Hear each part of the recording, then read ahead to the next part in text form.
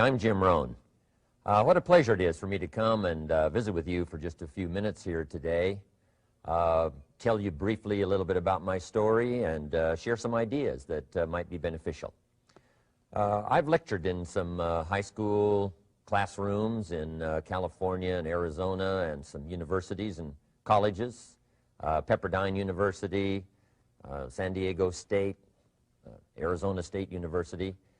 And so I've had a chance to talk to kids that are interested in themselves and interested in their future, interested in America, interested in what they can do with their lives, and listening to stories that might be beneficial. And I don't have a chance to, visit all of the schools and universities around the world, so this is a great chance for me by video to have a chance to tell you my story. Just briefly, let me tell you my story. I grew up in Idaho, farm country. My father still lives on the old homestead where I grew up, southwestern Idaho. He'll be 91 his next birthday, and I'm very proud of him.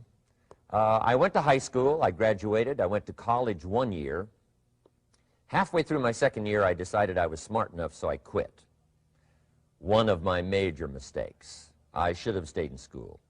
But I thought, heck, I'm smart enough to get a job. And back then I thought, that was it. If you're smart enough to get a job, what else would you need? Found out later, a big mistake. But anyway, I quit school at age 19, went to work.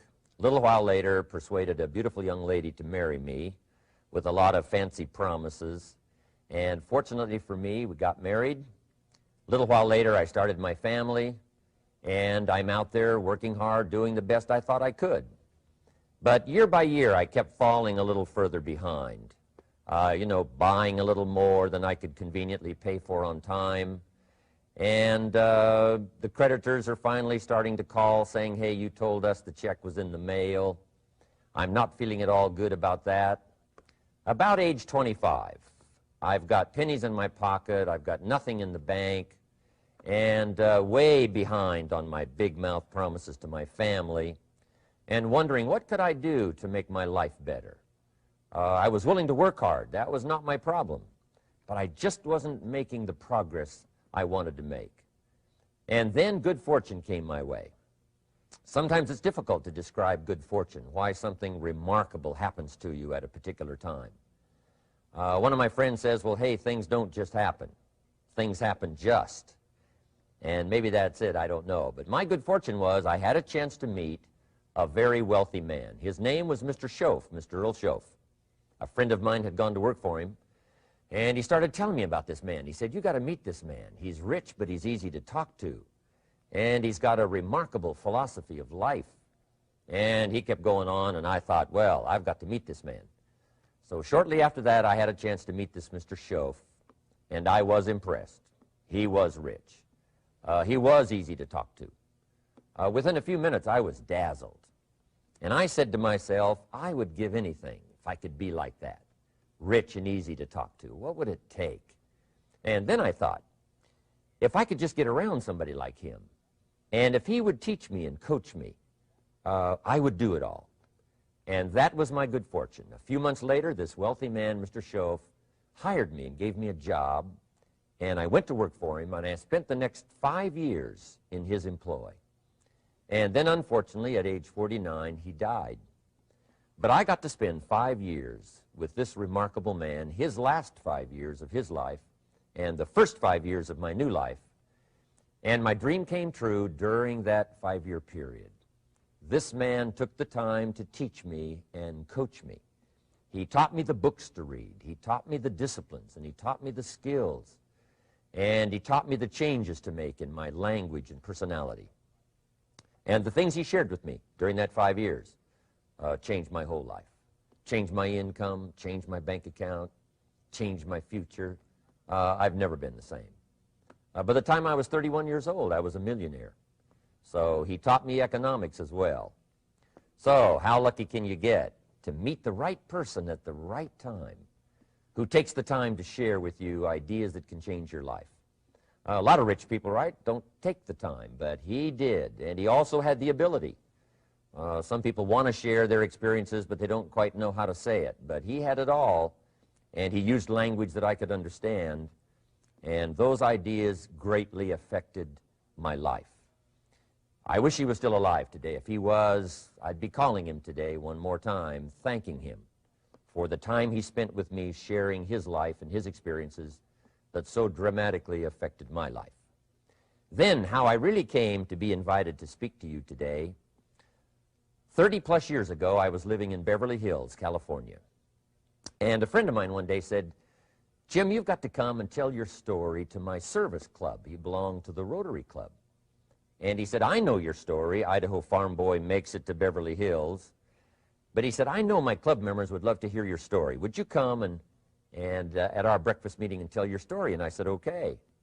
So I arranged a little talk, went and shared my story that morning, and guess what? They liked it. And my phone rang. Another club called and said, "Would you come and tell us that story?" My phone rings. Another club calls, said, "We've heard about your story. We have a luncheon meeting. Would you come share your story?"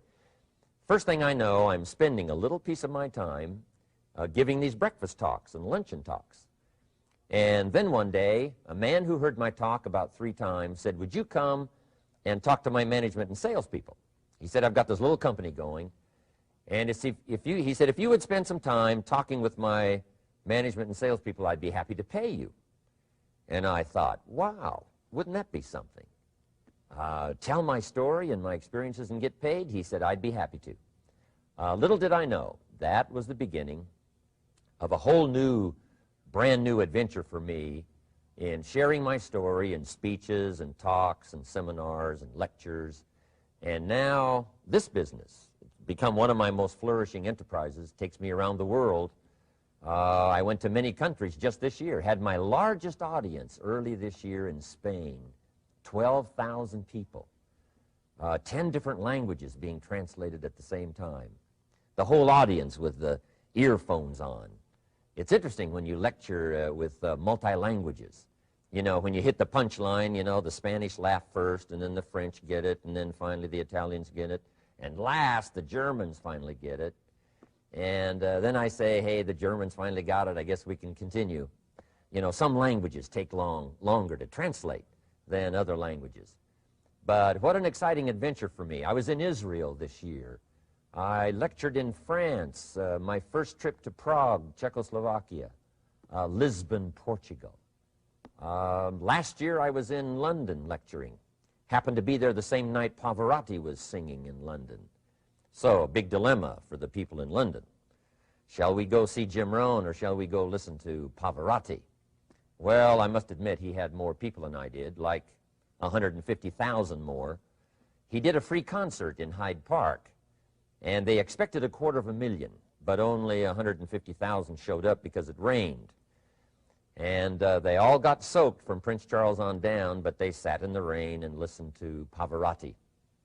I would have been happy that evening, right, to cancel my seminar and go sit in the rain and listen to Pavarotti. Anyway, he and I have agreed now not to appear in the same city on the same day anymore.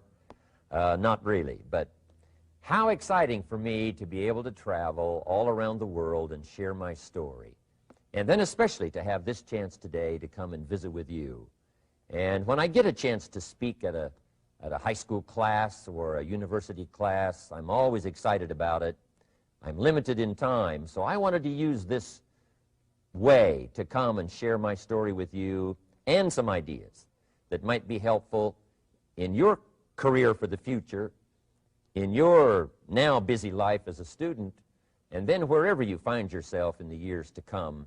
Some of the things I'm going to share with you, I want you to remember for a long, long time, because the ideas I want to translate for you drastically affected my life.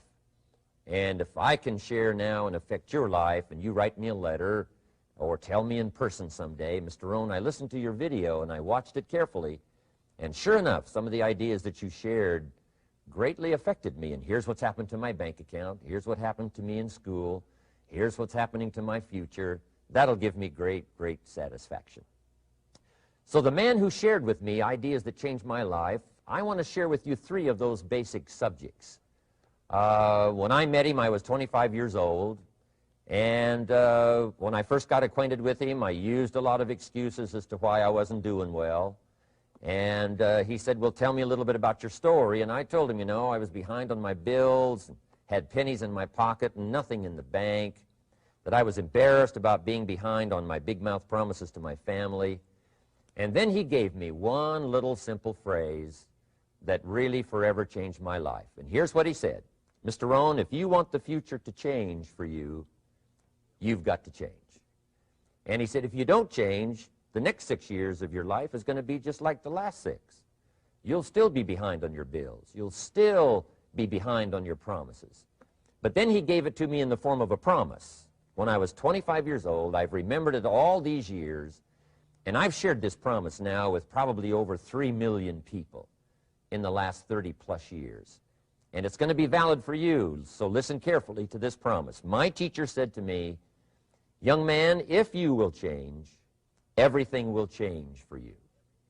If you will get better, everything will get better for you. What a clear message that was for me. He said, if you'll change your philosophy, if you'll change your habits, if you'll refine your thinking, if you'll change and accept some new disciplines, if you'll turn the corner where you've been in the past, go for a new life for the future, he said all kinds of remarkable things will happen for you if you will change. Before I met Mr. Schoaf, I used to cross my fingers and say, I sure hope things will change. I was hoping the government would change and the tax structure would change and that my boss would change and pay me more money. I was hoping that, economics would change and prices would come down. And I was hoping that circumstances would get better. And then I discovered from my teacher that those things are going to continue the same. In fact, all of those things that happen to us is kind of like the wind that blows. And the wind blows on us all. In fact, in America especially, the last 6,500 years of recorded history, we've got probably the most favorable wind that's ever blown. Economics and circumstances, living in a free country, democracy and freedom, an excellent economy. Sure, we struggle at times, but compared to the rest of the world in the last 6,500 years, we've got the best wind ever. But if you just let the wind blow, I'm telling you, it won't take you where you want to go.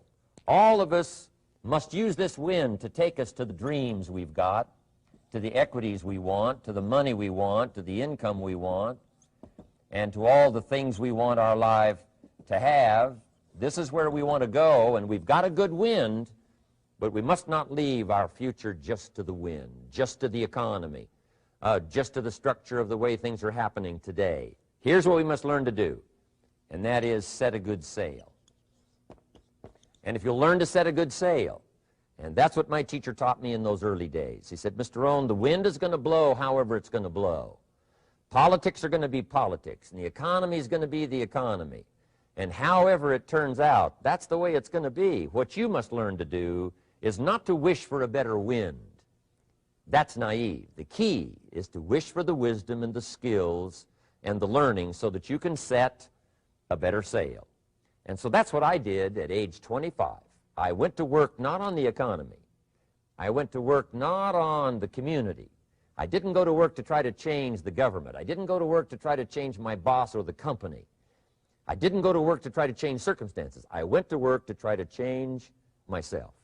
And I picked up that promise my teacher shared with me, that if I would change, my income would change. If I would change, my bank account would change. If I would change, my future would change. And sure enough, his promise came true for me.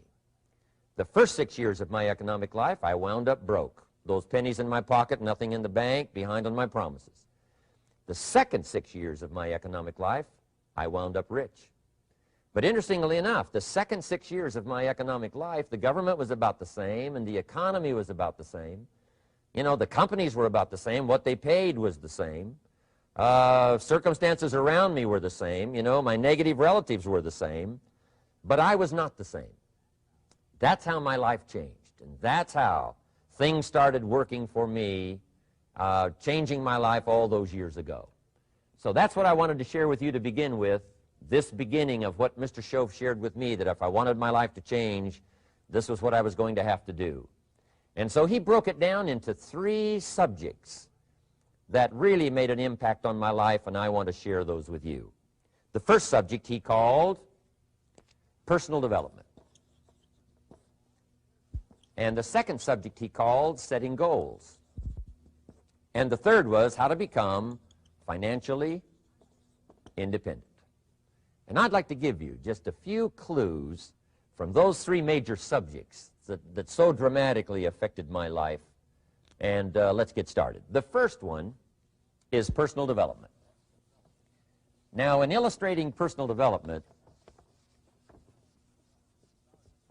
Mr. Schoaf, my teacher, started with money. You know, money's not the only place to start in talking personal development, but it's where he started, so let me share the thoughts he shared with me back then. Let me share them with you. Here's the best lesson I can give you on economics. It's very simple. We get paid for bringing value to the marketplace. That's about as simple as I can put economics. We get paid for bringing value to the marketplace. Now, it takes time to bring value to the marketplace. However, we do not get paid for time, so we cross that out. Mistakenly, the man says, I'm making about $20 for an hour. Not true. If that was true, you could just stay home, right, and have them send your money. So that's not true. We don't get paid for time. We get paid for value brought to the marketplace. Now, since that's true, here's one of the key questions of my talk to you today. Is it possible to become twice as valuable to the marketplace and make twice as much money in the same time? Is that possible? The answer is yes. Could you become 3 times as valuable as you might be right now to the marketplace and make 3 times as much money in the same time? And the answer is yes. 5 times, 10 times? Of course. America is unique. It's a ladder to climb. It starts down here, let's say, at $5 an hour, and it keeps going up. Top income last year, $80 million. The guy who runs Coca-Cola. Now, that's a heck of a ladder. That's why everybody wants to come here, right? The boat people are not headed for Vietnam. People haven't plotted and schemed for 50 years saying if I could just get to Poland, everything would be okay. Not true. Everybody wants to come to America. And the reason is because we've got the best wind ever blowing in our favor. We've got the best economic opportunity anybody's had in 6,500 years. And all you have to do is understand it and take advantage of it. Now, there's some key questions to ask here. Why would the marketplace pay someone only $5 an hour? Very simple answer. They're not very valuable to the marketplace. Now, we must underline to the marketplace. This person might be a very valuable brother, yes. Member of the family, valuable, yes. Valuable member of the church, of course. Valuable citizen of the country, yes.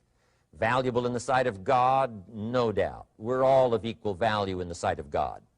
But if you're not very valuable to the marketplace, you don't get much money. You say, well, it shouldn't be that way. Well, then you got to start your own country.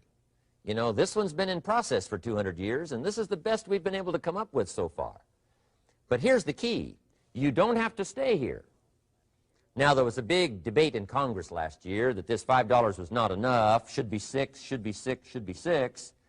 But we don't need legislation. 6 is already on this ladder. The next step up. You know, if you work for McDonald's, they'll pay you $5 an hour to take out the trash. If you whistle while you take out the trash, they'll pay you $6 an hour. So we don't need that legislation. You just need to take lessons on how to whistle. Have a good attitude. Now, as you begin to climb this ladder, why would the marketplace pay some people $50 an hour? Answer, evidently, they must be more valuable to the marketplace. 10 times more valuable. And is that possible for someone to be 10 times more valuable and earn $50 an hour instead of 5? And the answer is yes. That's what America is all about.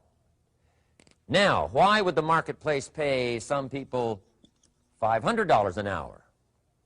Evidently, this person must be much more valuable to the marketplace. That's what's important to understand, to the marketplace. And would the marketplace pay one person $80 million for 1 year's work? And the answer is, of course. If you helped a company make $1 billion, would they pay you $80 million? I'm telling you, it is possible. And that's why America is so exciting. That's why this financial ladder is so exciting. It's possible for all of this to come true for all of you, no matter where you start. As a student in school, just getting started out there in the workplace, this is all possible for you. Now, Mr. Schoaf gave me the clue on how to climb this ladder as high as I wanted to climb.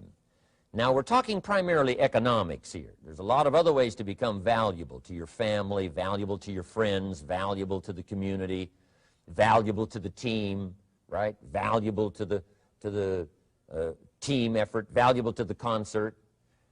But here's what he said to me. In climbing this ladder economically, all you have to do is work harder on yourself than you do on your job. Once I heard that, it made sense to me. I kept hoping that everything else would change around me, found out that if I went to work on myself, worked on my skills, worked on my language, if I became better than I was each year, if I grew in skills and language and vocabulary and competence, then I would become attractive to the marketplace. Not very long ago, a company called me and said, Mr. Rohn, we're expanding internationally. We'd like to have a bit of your expertise to help us. Would you give us a bit of your time? We'll add some millions to your fortune. And I said, okay. And I thought later, isn't that interesting? They would call me. Then my second thought was, of course they'd call me. Who else would they call? I can get the job done. Now, what a contrast for me, farm boy from Idaho, raised in obscurity, parents of modest means, broke when I was 25. How come I would get a telephone call and someone offer me a lot of money to help them in expanding around the world? Simple answer, evidently, something happened to me between age 25 and where I am today. And I can tell you where it all started. From my teacher, Mr. Schoaf, who said to me, we don't have to change what's going on out there. That's the wind that's blowing. All we have to do is change what's going on in here. And now there's several ways to do that on personal development. And let me give you those ways. Here's the first one. We must learn from personal experience. Pretty simple. Learn from what happens to you. Take a look back over the last few months. Did you make some mistakes? How could you correct those for the future? Take a look back over the last year. Have you done it right or done it wrong? Let's correct it for the next year. Learn from your personal experience. Mr. Schoaf asked me when I first met him, he said, Mr. Rohn, how are you doing? You've been out there now 6 years. And I said, I'm not doing very well. He said, I suggest you not do that anymore. What a simple, swift analysis to my situation. He said, if you keep doing it, the next 6 years will be like the last 6. You don't want that to happen. Let's make the changes. So learn from your personal experience. Now, here's number 2, why I came to share this video experience with you today. And that, I call it OPE, other people's experiences. That's me, other people. That's your teacher, other people. That's your friends and colleagues, other people. The people you meet that can pass along to you their experiences, what's happened to them, the mistakes they made, how they corrected them, how they changed their health and changed their bank account and changed their income and changed their future. That's it, other people. Now, there's 2 kinds of people to learn from. One is failures. It's too bad failures don't give seminars, right? That would be valuable. Bring your notebook, have them tell you how they lost it all and threw it all away, threw their health away and threw their friendships away and things didn't work out well. That would be valuable. But now then we must also learn from positive, people that have done well. They've got the health, and so we ask them, how did you become so healthy? They've got the skills, so we ask them, how did you become this skillful? They've got the income, so we ask them, how did you get here in such a short period of time? So now here's what's important in personal development. In learning from other people, we learn, number 1, by observation. We learn what we see. We watch people that are successful in what they do. In sports, we watch their disciplines. In business, we watch their disciplines. By observation, what we can see. The reason I created this video is something that you could see someone's experiences translated for you. Second, we learn by what we hear. I've got some of my lectures on cassette tapes, so you can take them with you wherever you go and learn by listening. Turn your car into a mobile classroom and listen. And then listen to the sermon on Sunday morning. Listen to the lectures. Listen to the teacher. Listen to someone who's got something good to say. And then number 3 is vitally important on personal development, and that is read all the books you can possibly read in your lifetime. Mr. Schoaf got me started on my library. I've got one of the better libraries. Haven't read everything in it, but I feel smarter just walking in it, my library. At least I was smart enough to buy it. Now I got to be smart enough to read it. Then, of course, I got to be smart enough to decide what's valuable and then do it. But this one is very important. Become a good reader. Some books that helped change my life. Mr. Schoaf recommended, of course, the Bible. And my parents made sure I was a pretty good scholar by the time I was 18. That's been so beneficial for me, drawing from those illustrations, reading about those stories, people who made it and people who didn't make it, and what the difference was. And then other books that helped to really change my life. One called Think and Grow Rich by Napoleon Hill. And then a book that helped me become financially independent by the time I was 31. And that book is called The Richest Man in Babylon by George Clason. And I'm going to share a little bit of that book with you when I get to financial independence today, our 3rd subject. But I started reading the books, attending the classes, making sure that I got in front of people that had something good to say. And then I started keeping a journal. One of the major things my teacher taught me was to keep a journal. He said, don't trust your memory. If you hear something good, just make a little note and write it down. Now, at first I took, notes on pieces of paper and torn off corners and backs of old envelopes. And it didn't serve me well, thrown in a drawer. Then I learned to keep a journal, a bound copy of all my notes. So I would suggest you do the same. Things that impress you, a poem that impresses you. When you attend a class, some of the ideas that impressed you, jot them down. You read something in a magazine, right? Some ideas. Take those out, put them in your journal. Keep a good journal the rest of your life. This will serve you well. My journals make up a significant portion of my own library. And if you saw my library and saw my journals, I tell you what you'd have to say. This is the library, and these are the journals of a very serious student. No wonder Mr. Rohn is invited to lecture and speak on his experiences around the world. So I want the same thing to happen to you. Value captured that you can resort to later, go back over it and review it, and let it become valuable to you. So that's my first subject, personal development. Work harder on yourself than you do on your job. Develop the skills. Learn the lessons. Take the classes. Absorb all that is being taught to you these days. And then later on, of course, you can sort it out, what's valuable to you and how to refine it for your business and for your life and for your future. But the main thing is to get it and start this process of personal change, personal development. And let me say it one more time. If you will change, everything will change for you. You'll never be the same. You'll keep growing. As you look back on a few months, look back on a few years, you won't believe the progress you can make economically, your relationship with your family, your friends, and whether you're in sports or economics or whatever. I'm telling you, that whole process of committing yourself for personal change, personal value, can really make your life unique and worthwhile. Now let's cover the second subject, on setting goals. Mr. Schoaf gave me some tips on setting goals that changed my life forever. And I want to share those with you.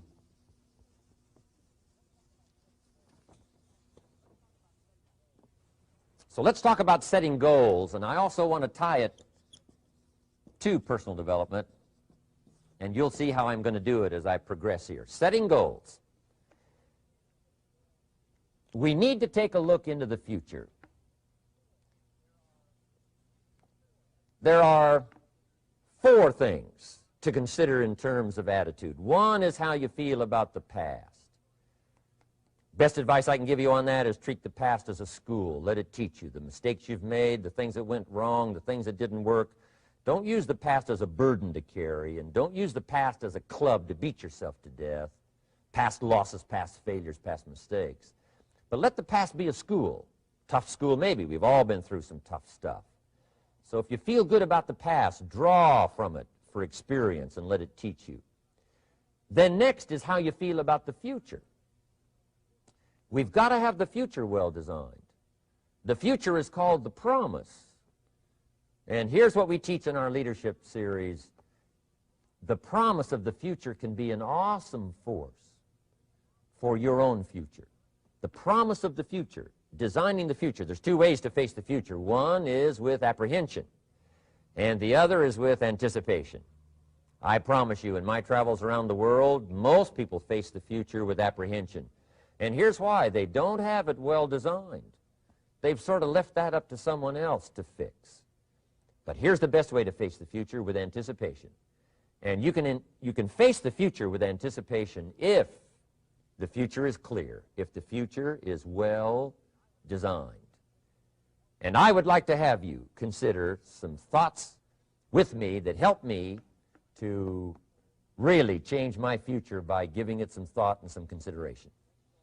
And here it is. In setting goals, it's very simple. Number one, decide what you want. You just take a little time. You sit down and say, what do I want? What kind of skills do I want? What kind of income do I want for the future? What would I like? Where would I like to go? Places I'd like to visit. Habits I'd like to acquire. Skills I'd like to have. You just take a little time to think about what you want. Economics, friendships, people you'd like to meet, places you'd like to go. You just take some time. And then I suggest, when you've thought about what you want for the future, make a list. Just jot it all down. It's really a very simple process. And then here's number three. Keep all the old lists. I'm telling you, this served me so well, keeping my old list of goals. I look back now 10, 20 years ago at goals I set, lists I made, and I smile now because here's what I thought was so important, 20 years ago. Now some of those things aren't even on my list. I've got a new list. I've grown. I've changed. I've matured. But I give you that advice. Decide what you want. Number two, write it down. Number three, keep the old lists. And then here's number four. When you get something that's on one of these lists, check it off. Part of the fun of having a list is checking it off. And then if you can add some drama to checking it off, see, that's what really helps. I set a goal to go to Spain many, many years ago. And when I finally made my first trip to Spain, I had that journal with me that had that list in it. And while I had my journal on my lap, waiting for the wheels to touch down in Madrid, I waited until the wheels touched the runway, and I checked it off, just adding a little drama. So part of the fun of having a list is checking it off. Now, here's what's important about the lists and designing your future. If the future gets clear, the price gets easier. Because you got to remember, for every promise, there's a price to pay. Everybody's got to pay the price. Everybody's got to do the deal. Everybody's got to do the disciplines. Everybody has to pay. But here's what I've discovered. If the promise is clear and powerful, the price is easy to pay. The price is some classes. The price is a few books. The price is a few disciplines. The price is finding something that'll make your life better, make you grow, make you change, make you develop. So the first part of the key is to design the promise. Then, what is the price to pay? I'm telling you, the price will be easy. Anybody in my audience can pay it, no matter where you are, where you come from. Color doesn't matter, religion doesn't matter, where you grew up doesn't matter, circumstances don't matter. I'm telling you, if you'll make the promise of the future clear for yourself, the things you want, the places you want to go, the things you want to have, the person you want to become, the skills you want, the homes you want, the future you want, the friends you want, all of the values of life that you could possibly want. If you'll make that clear, make those lists, and be serious about it, I promise you it's an easy price to pay. Anybody can pay it. And the best advice I can give you is, if I can do it, you can do it. Farm boy from Idaho, raised in obscurity, I changed my life, turned it upside down, turned it all around, found economics, found future, found promise, and if I can do it, you can do it. So, start setting your goals and see if you can't get a better excitement going for the things you want to accomplish for the future. Now here's my third subject, and that's called financial independence. Oh, by the way, before I get to financial independence, let me cover one more point. One of the major reasons for setting goals is for what they make of you in achieving them. My teacher advised me when I first got started at age 25, he said, Jim, why don't you set a goal to become a millionaire? He said, it's got a nice ring to it, you know, enough zeros to impress your accountant. And he said, I'm here to help you. You're only 25 years old. You've been to 1 year of college. You've got a beautiful family, every reason to do it. Why don't you set a goal to become a millionaire? And he said, here's why. And I thought, he doesn't need to teach me why. Wouldn't it be nice to have $1 million? He said, no, then you'll miss it. He said, here's why. For what it will make of you to achieve it. I'm telling you, that statement changed my life. Set the kind of goals that will make something of you to achieve them. He said, now, once you become a millionaire, what's important is not the money. I thought, that's kind of strange teaching. He said, honest, it isn't important. He said, you could just give the money away. Now, I did better than that. I lost it all. By the time I was 31, I was a millionaire. By the time I was 33, I was broke. And I'll tell you a little bit about that story later. But when I lost all my money, guess what? I found out Mr. Schoaf was right. What was valuable was not the money. What was valuable was what I became to earn the money. The skills I had, the knowledge I had about the marketplace, the values that I had going for me. They were more valuable than the money. And here's an important statement to remember. It's not what you get that makes you valuable. It's what you become. So part of the key here is to set the kind of goals that will make something of you. Don't set them too low so that you don't have to grow and you don't have to read and you don't have to try and you don't have to stretch. Don't set them too low. And then don't sell out. Don't go for something that's going to cost you your virtue or cost you your values or sell out your principles. There's a good middle road here to follow. Goals that will inspire, goals that will help you grow, change, develop, and become better than you are. Okay. Now let's talk about financial independence. How to become rich by 40, 35 if you're extra bright, much sooner if you find an opportunity like I did. Let me show you how I did it. Financial independence. First of all, I like the phrase financial independence. Some people are a little bit concerned about using the word becoming rich or becoming wealthy, and I can understand that. I struggled a little bit with this. Is it okay to go for becoming rich, go for becoming wealthy? And maybe that's a bit too strong a word or strong a term. So here's what I've come up with that I think is comfortable for me, and that is how to become financially independent. I think it's every person's heritage here, especially in America, to become financially independent. Now, let me give you my definition of financial independence. Financial independence is the ability to live from the income of your own personal resources. Financial independence. Now, it depends on how you want to live. If you need $2,000, $3,000 a month, if you need $4,000 or $5,000 a month, if you need $10,000 a month, some people may need, you know, $100,000 a month. But whatever you would need to live, and you could earn that living from the income of your own personal resources, that's what I call financial freedom, financial independence. And let me show you how to acquire it. If you start at age 15, between ages 15 and 35 is 20 years, and in my personal opinion, based on my own studies and my own experience, 20 years, in my opinion, is enough time to become financially independent. If you're not, you don't live in the wrong country. Probably what's happened is you have the wrong plan. And it's easy to be a nice person with the wrong plan. I found that when I was 25 years old. I was broke at age 25, and I was a nice guy. You would have liked me.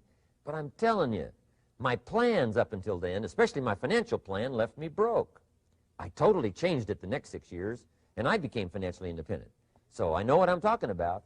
It is possible in a reasonable amount of time, 15 to 35, whatever, 20 years' time, enough time. You can do it in a much shorter period of time, like I did if you want to. But this is a reasonable enough time.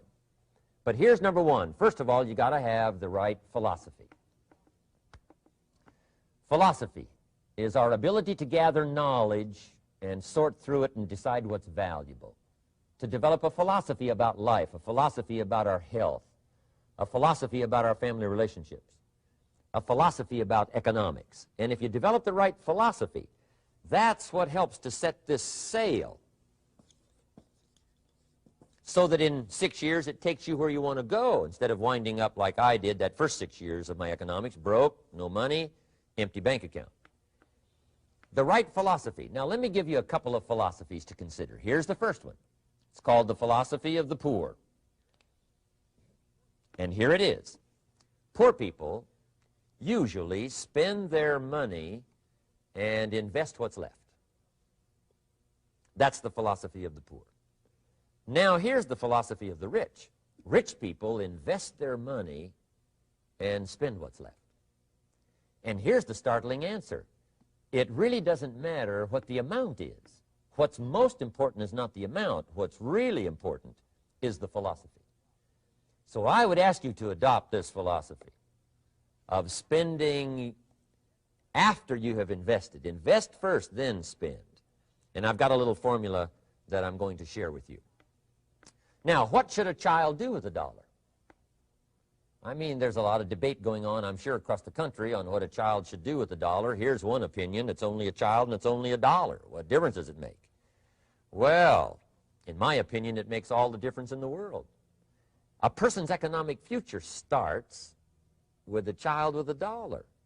Somebody says, oh, no, you're only young once. Let him spend it all. Well, when would you hope that would stop?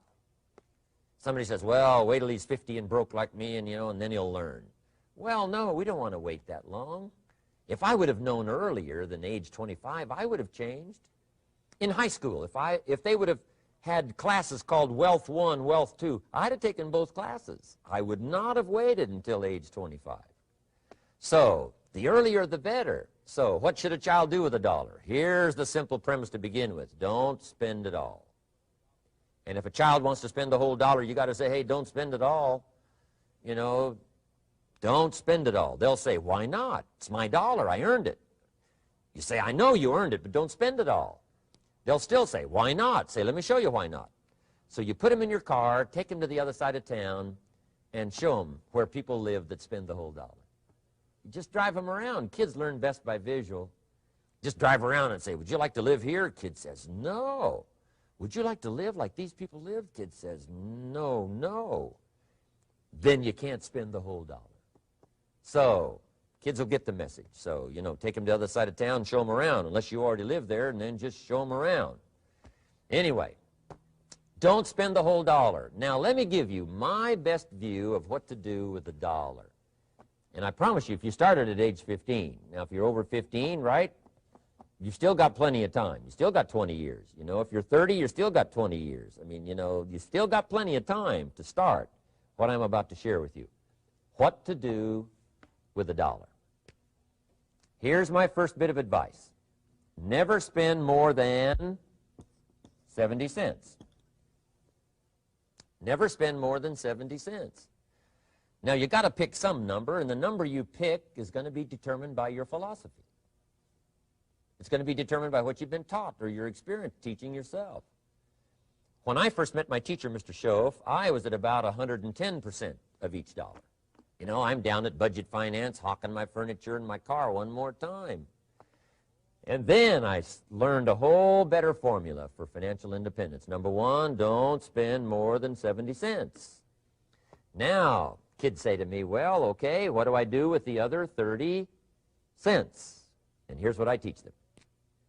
10 cents for charity. Charity or church, or helping people that can't help themselves. 10 cents to support worthy projects. Projects that you feel good about. 10 cents out of every dollar. It's called being generous with part of what you've taken out of society. Now, in my opinion, nothing teaches us character better than generosity. No class, no teacher, no book teaches character better than generosity. And the best time to start is when the amounts are small. And I know if kids learn these lessons well, they'll give a dime out of a dollar, help people that can't help themselves, support worthy projects. Or if you belong to a church, they teach tithe, piece of. That's very important. Now, because when the amounts get larger, sometimes it's a little more difficult. You know, giving 100,000 out of a million, someone says, oh, if I had a million, I'd give 100,000. I'm not sure. That's a lot of money. So the time to start is when the amounts are small, 10 cents out of the dollar. Okay, next 10 cents I call active capital. Active capital means do something to make a profit. Active capital.